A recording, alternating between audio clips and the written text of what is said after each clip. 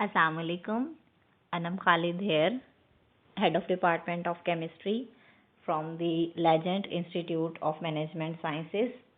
Applied chemistry के 10 lectures हमारे जो हैं वो कंप्लीट हो चुके हैं। इन 10 लेक्चर्स में हमने 3 यूनिट ऑपरेशंस पढ़े हैं। जिन यूनिट ऑपरेशंस का हमने डिटेल पढ़ी है वो एक था H2SO4, एक हमने पढ़ा नाइट्रिक एसिड HNO3 और तीसरा हमने पढ़ा HCl हाइड्रोक्लोरिक एसिड। अब हमें ये बेसिकली देखना है कि ये तीनों प्रोसेस हम पढ़ चुके, इन तीनों ऑपरेशंस को हमने देख लिया। अब हमने ये देखना है कि एक नया प्रोसेस जो है सोडियम हाइड्रोक्साइड है उसको हमने डिटेल में डिस्कस करना है। सोडियम हाइड्रोक्साइड जैसे कि आप सब जानते हैं, इसको आम लैंग्वेज में हम कास्टिक सोडा भी कहते हैं। कास्टिक लफ्ज़ का मतलब होता है बर्निंग, यानी कोई चीज़ जो जला दे। तो कास्टिक सोडा इसका मतलब ये होता है जो बर्निंग की सेंसेशन पैदा करे। कास्टिक सोडा की जो इंडस्ट्री है ये पाकिस्तान में बहुत ज़्यादा बड़ी है, क्योंकि कास्टिक सोडा ये जो सोडियम हाइड्रोक्साइड है ये बेसिक पार्ट है हमारे डिटर्जेंट्स का, हमारे सोप इंडस्ट्री का, टेक्सटाइल लॉन्ड्रीज वगैरह सब में जो है वो सोडियम हाइड्रोक्साइड पाया जाता है। सोडियम हाइड्रोक्साइड का अगर एक जनरल सा इंट्रोडक्शन देखते हैं तो उस इंट्रोडक्शन में पहले ये देखेंगे कि ये डिस्कवर जो है वो कैसे और कब हुआ। इसे डिस्कवर किया था हम्फ्री डे ने 1807 में, यानी 1807 में सोडियम हाइड्रोक्साइड को सबसे पहले जो है वो प्रिपेयर किया गया। उसके बाद सेकंड पे इसको हम कॉस्टिक सोडा भी कहते हैं, क्योंकि कॉस्टिक लफ्ज़ का मतलब होता है बर्निंग पैदा कर देना, किसी चीज़ को अंदर से जला देना।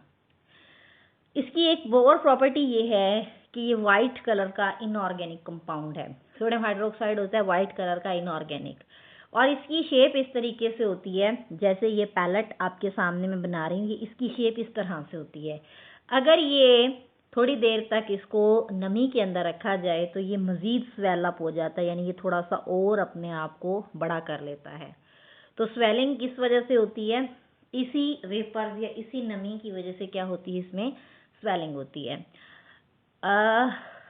It dissolve readily in water, ये फौरी तौर पर वाटर में डिज़ोल्व हो जाता है। इसकी एक वजह ये होती है कि सोडियम हाइड्रोक्साइड आयंस बनाता है, यानी Na पॉजिटिव और OH नेगेटिव। इसके जब आयंस आपने पढ़ा होगा कि जो भी पोलर चीज़ होती है वो वाटर के अंदर डिज़ोल्व हो जाती है, तो इस वजह से ये भी क्या है वाटर में डिज़ोल्व हो जाता है। पॉइंट नंबर 5 में इट इज़ सोपी फीलिंग, इसकी फीलिंग बिल्कुल ऐसे होती है जब आप इसको टच करते हैं तो ऐसा लगता है जैसे आप सोप से काम कर रहे हैं, जैसे सोप फिसलन आपको महसूस होगी। And corrosive to the skin, और ये स्किन पर कोरोसिव होता है, यानी जैसे ही आपकी स्किन को ज़रा सा ये टच करता है ये क्या कर सकता है, ये फौरी तौर पर खुजली पैदा करता है, यानी जिससे आपको खारिश महसूस होती है।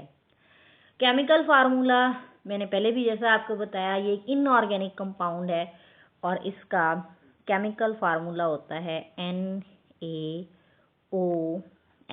Sodium hydroxide. सोडियम हाइड्रोक्साइड का अगर एक जनरल स्ट्रक्चर देखा जाए तो वो यूँ होता है कि सोडियम आयन Na पॉजिटिव, जिसमें 11 इलेक्ट्रॉन होते हैं। जब ये Na पॉजिटिव बनता है तो इसमें 10 हो जाते हैं।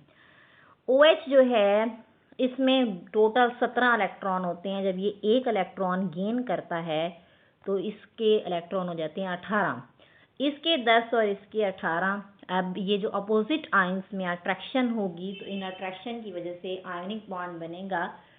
तो NaOH का जो केमिकल फार्मूला है उसमें 2 तरह के आयंस पाए जाते हैं, और उसमें सोडियम आयंस होते हैं और साथ में सोडियम हाइड्रोक्साइड आयंस। आगे क्वेश्चन पेपर में बाज़ात ये पूछ लिया जाता है कि इसे कास्टिक सोडा क्यों कहते हैं। Why NaOH is known as caustic soda? Caustic लफ्ज़ का मतलब होता है बर्निंग, कोई चीज़ जलाना, और कास्टिक सोडा का नाम भी इसीलिए दिया गया है क्योंकि ये बहुत ज़्यादा तेज़ी से स्किन को बर्न करता है। इट इज़ अल्कली, ये अल्कली है। अब इसको अल्कली क्यों कहते हैं? क्योंकि ये अल्कली वो होती हैं जो वाटर के अंदर डिज़ोल्व होकर बेस बनाती है। इसे क्या कहते हैं हम? Caustic soda. कास्टिक का मतलब होता है बर्निंग। इसका नेम इसलिए लिया गया है क्योंकि ये आपकी स्किन को फौरी तौर पर क्या कर देता है, बर्न कर देता है। स्किन को बर्न करने की वजह से इसका नाम क्या है, कास्टिक सोडा है। इसी वजह से हम इसको कास्टिक सोडा कहते हैं। रॉ मटेरियल्स जो कास्टिक सोडा की मैन्युफैक्चरिंग में हमें चाहिए होते हैं वो दो तरह के हैं। एक रॉ मटेरियल जो आपको चाहिए इसमें वो है वाटर, और एक रॉ मटेरियल जो चाहिए वो है रॉक साल्ट। रॉक साल्ट का फार्मूला होता है NaCl। ये जो कॉमन साल्ट होता है सोडियम क्लोराइड, इसको आमतौर पर रॉक साल्ट भी बोलते हैं। तो इसमें रॉ मटेरियल कौन कौन सा चाहिए, एक इसमें चाहिए वाटर H2O और दूसरा इसमें क्या चाहिए, NaCl। अब ये जो सोडियम हाइड्रोक्साइड है इसकी प्रिपरेशन कैसे की जाती है। सोडियम हाइड्रोक्साइड को 3 मेथड से बेसिकली प्रिपेयर किया जाता है। पहला मेथड है मर्करी सेल, दूसरा है मेम्ब्रेन सेल और तीसरा होता है डायाफ्राम सेल। तीनों तरह के सेल जो हैं वो एग्जिस्ट करते हैं, मर्करी सेल, मेम्ब्रेन सेल और डायाफ्राम सेल। सबसे पहले जो हमने पढ़ना है वो है मर्करी सेल। मर्करी सेल को कास्टनर केलर प्रोसेस भी कहती हैं, क्योंकि ये जो कास्टनर केलर है ये बेसिकली एक साइंटिस्ट था जिसने इसको इजाद किया था।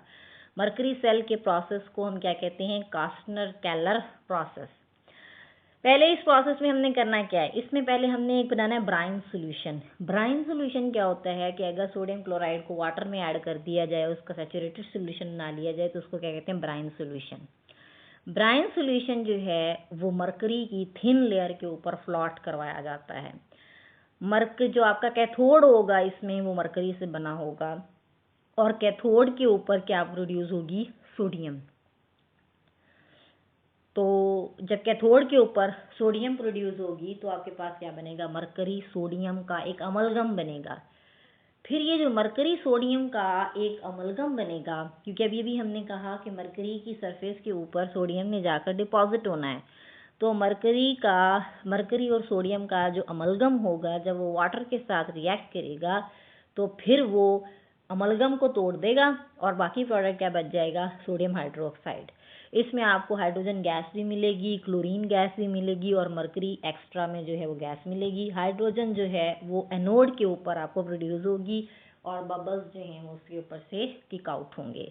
तो इसमें बेसिकली करना क्या है, सैचुरेटेड ब्राइन सोल्यूशन लेना है, मरकरी के टॉप पर उसको रखना है।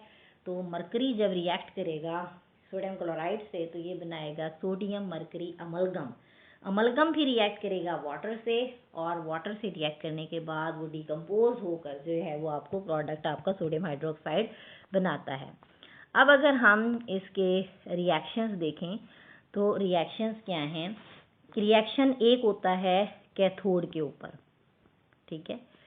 अब कैथोड के ऊपर रिएक्शन क्या होगा, कैथोड के पास हमेशा कैटाइंस जाते हैं, यानी सोडियम आयंस जाएंगे कैथोड के पास, और कैथोड पर हमेशा होती है रिडक्शन, वो करेंगे इलेक्ट्रॉन गेन। 2 सोडियम आयंस जाएंगे, इलेक्ट्रॉन जाहिर सी बात है 2 लगेंगे इसके अंदर, और आपके पास क्या बन जाएगा, 2Na, यानी 2 सोडियम की मेटल्स बन गई। अब ये सोडियम जो होगा ये फर्दर रिएक्ट करेगा किसके साथ, मरकरी के साथ, और ये क्या बना देगा, सोडियम और मरकरी का अमलगम, सोडियम और मरकरी का अमलगम। ये रिएक्शन किस पर हो रहे थे, कैथोड के ऊपर हो रहे थे। कैथोड के ऊपर क्या होगा, सोडियम आयंस जाएंगे, इलेक्ट्रॉन पिकअप करेंगे और सोडियम मेटल बना देंगे। सोडियम मेटल जो होगी वो मरकरी के साथ रिएक्ट करेगी और बनाएगी सोडियम इन मरकरी अमलगम। ये तो हो गए कैथोड के रिएक्शन। अब हम देखते हैं एनोड के रिएक्शन क्या है। एनोड के पास जाएगी क्लोरीन, यानी 2 क्लोराइड आयन जाएंगे एनोड के ऊपर। एनोड के ऊपर हमेशा होती है ऑक्सीडेशन, ऑक्सीडेशन में इलेक्ट्रॉन्स का रिमूवल होता है, तो ये क्लोरीन प्लस 2 इलेक्ट्रॉन इससे रिमूव हो गए। तो यहाँ क्या हो रहा है कि एनोड के ऊपर क्लोरीन गैस जितनी भी होगी वो जमा होती जाएगी। तो ये रिएक्शन कहाँ हो रहा है कि एनोड के ऊपर ऑक्सीडेशन, और कैथोड पर क्या होती है, रिडक्शन। अब इसमें NaOH की होनी है फॉर्मेशन। अब ये जो अमलगम होगी जाहिर सी बात है ये एक दूसरे चैम्बर में जाएगी, उस चैम्बर का नाम होता है द्युदाह चैम्बर, ठीक है। अब द्युदाह चैम्बर में क्या होता है कि ये वाटर के साथ रिएक्ट करेगी। वाटर के साथ जब सोडियम और मरकरी अमलगम रिएक्ट करेंगे तो पैदा होगी सोडियम हाइड्रोक्साइड। अब इसका रिएक्शन अगर हम लिखना चाहें तो वो लिख सकते हैं कि सोडियम इन मरकरी अमलगम, इसमें ऐड करना है आपने H2O, ये जाएगा NaOH सोडियम हाइड्रोक्साइड, और साथ में हाइड्रोजन गैस, और साथ में मरकरी जो है वो वापस आ जाएगी। यहाँ पर 2 लगाना है। तो ये जब वाटर के साथ इसका ट्रीटमेंट होगा दिनूदार चेम्बर के अंदर, तो फिर ये क्या बनाएगा, सोडियम हाइड्रोक्साइड, हाइड्रोजन और मरकरी जो है वो आपके पास अलग हो जाएगी। तो ये सोडियम हाइड्रोक्साइड की फॉर्मेशन हो गई। उसके बाद अगर हम एक जनरल जो है वो डायग्राम देखना चाहें मरकरी सेल की, तो ये मरकरी सेल जो है वो किस तरीके का हो सकता है।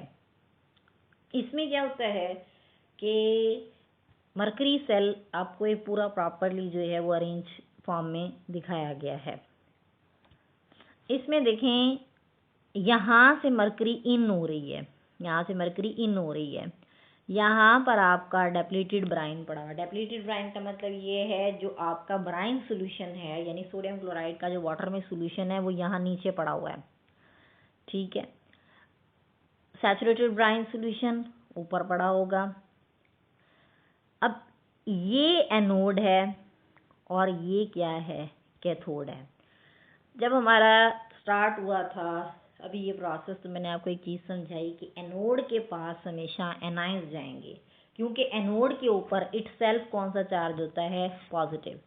एनोड के ऊपर जब एनाइंस जाएंगे तो वो करेंगे ऑक्सीडेशन, यानी ऑक्सीडेशन के नतीजे में जितनी भी क्लोरीन है वो एनोड के ऊपर यहाँ पर प्रोड्यूस हो जाएगी। तो अब कैथोड के पास कौन आएगा, कैथोड के पास आएंगे जितने भी हमारे कैटाइन मौजूद हैं वो आएंगे कैथोड के पास। कैटाइंस जब कैथोड के पास आएंगे, यानी यहाँ पर, यहाँ कौन आ रहा है, देखें सोडियम, सोडियम आयंस जब नीचे आएंगे कैथोड के पास तो वो आकर शो करेंगे रिडक्शन, क्योंकि सोडियम आयंस ने इलेक्ट्रॉन गेन कर कर क्या बनाना है, सोडियम। जब ये रिडक्शन करेंगे हमारे पास सोडियम आयन, सोडियम और जो मरकरी है उसका एक अमलगम बन गया। अब अमलगम जो है उसके अंदर हमने क्या ऐड करना है, बाहर से वाटर। जब अमलगम वाटर के साथ ट्रीट करेगा तो अमलगम खुद क्या हो जाएगा, ब्रेक डाउन हो जाएगा। जब अमलगम खुद ब्रेक डाउन हो जाएगा तो ब्रेक डाउन के बाद ये डिफरेंट किस्म के प्रोडक्ट्स बनाएगा, और उन प्रोडक्ट्स में क्या क्या चीज़ें शामिल होंगी, उन प्रोडक्ट्स में होंगी सोडियम हाइड्रोक्साइड, हाइड्रोजन गैस जो बबल आउट हो रही है, और मरकरी जो है वो उसमें से सारी की सारी अलग हो जाएगी। तो बेसिकली इसके अगर पार्ट्स देखे जाएं तो इसके पार्ट्स कितने हैं, इसके 2 पार्ट्स हैं। एक 2 तरह के इलेक्ट्रोड्स जो हैं वो इसके अंदर लगाए गए हैं। एक है इसमें कैथोड और एक है इसमें इलेक्ट्रोड, वो एनोड। एनोड के पास जाएंगे क्लोराइड आयंस, क्योंकि ब्राइन सॉल्यूशन में क्लोराइड आयन हैं और सोडियम आयंस हैं। तो जब वो क्लोराइड आयंस ऊपर की तरफ मूव करेंगे तो वो क्या शो करेंगे, वो शो करेंगे ऑक्सीडेशन, और ऑक्सीडेशन के नतीजे में क्लोरीन गैस पैदा होगी। जबकि रिडक्शन शो होगी आपकी सोडियम मेटल के ऊपर, और रिडक्शन के नतीजे में क्या बनेगा, सोडियम मेटल। तो इस तरीके से एक सोडियम, और जो सोडियम डिपॉजिट कहाँ हुई थी, सोडियम डिपॉजिट हो रही थी मरकरी के ऊपर, तो उसको हम कहते हैं सोडियम इन मरकरी अमलगम, यानी वो एक अमलगम टाइप होता है। तो ये जो अमलगम बनता है फिर उसकी फर्दर ट्रीटमेंट करवाई जाती है वाटर से। जब अमलगम की वाटर के साथ ट्रीटमेंट करवाई जाती है तो फिर फाइनल प्रोडक्शन होती है किसकी, सोडियम हाइड्रोक्साइड की, हाइड्रोजन की, और साथ में जो मरकरी होता है वो साथ में डाला होता है वो भी। तो इसमें फर्दर आपने क्या देखना है कि किस तरीके से आपका सोडियम हाइड्रोक्साइड जो है वो प्रिपेयर होता है। सोडियम हाइड्रोक्साइड की जो प्रिपरेशन है वो इस सेल से की जाती है, मरकरी सेल से, लेकिन ये इतनी ज़्यादा एडवांटेजियस नहीं है। इसकी डिसएडवांटेज ये भी होता है कि ये जो क्लोरीन गैस होती है ये बाज़-औक़ात इम्प्योरिटी भी कॉज कर सकती है, और जो जिंक ये अमलगम होते हैं वो भी बाज़-औक़ात प्रॉपरली डिकम्पोज नहीं हो पाते। तो ये आज का जो था हमारा लेक्चर था जिसमें हमने ये सीखा कि हमने कास्टिक सोडा को बेसिक एक जो सेल है, सबसे बेसिक सेल मरकरी सेल, उसमें कैसे प्रिपेयर करना है। तो हम उसको प्रिपरेशन करते हैं मर्करी सेल में, जो कि मैंने अभी आपको बनाकर दिखा दिया।